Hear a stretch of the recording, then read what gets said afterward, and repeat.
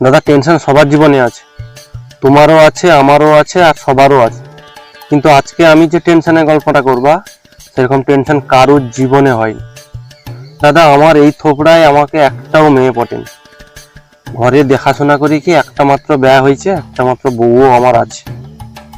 একদিন আমি motor cycle দিকে রাস্তায় যাইতে যাইতে একটা মেয়ে আমাকে দাঁড় করিয়ে করে, দাদা আমাকে একটু ঘর পর্যন্ত নিয়ে যাবো?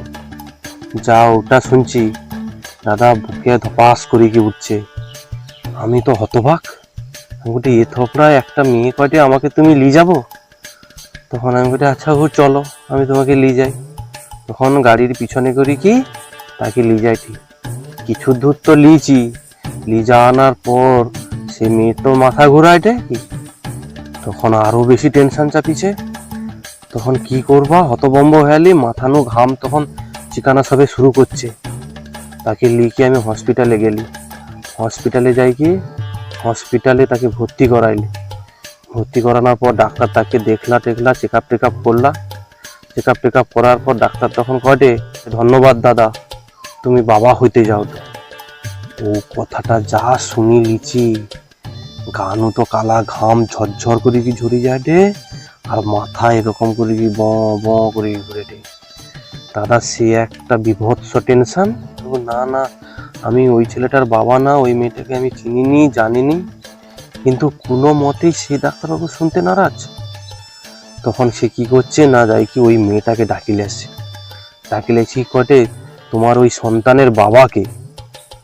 তখন ওই মেয়েটা কি বলে জানো, কটে ও ও হচ্ছে আমার সন্তানের বাবা। এটা যা শুনলিছি দাদা, পানু মাটি সরি পাল যাটে, গানু কালা ঘাম তত্তর করে কি যাটে, জামা কাপড় সব ভিজিছে। আমি তো ডাক্তারবাবুর হাতে পায়ে ধরার মতন অবস্থা। ডাক্তারবাবুকে হাতে পায়ে ধরি কেটে, না না আমি মেয়েটাকে চিনিনি, এর ছেলে পুলের দায়িত্ব আমার না, এ অন্য কেউ হবে, ও খারাপ মেয়ে বাজে মেয়ে হ্যান ত্যান অনেক কিছু কইলি। তারপর তো ডাক্তারবাবু কেটে আচ্ছা ঠিক আছে চলো তোমাকে টেস্ট করাই। তখন আমাকে লিখছে টেস্ট করিতে। এবার টেস্ট তো করাইলা, টেস্ট করি কি রিপোর্ট আসছে। রিপোর্ট আসার পর ডাক্তারবাবু কয়টে, তুমি আর কোনোদিন বাবা হইতে পারবে না। শোনার পর দাদা মনে একটু শান্তি আসছে।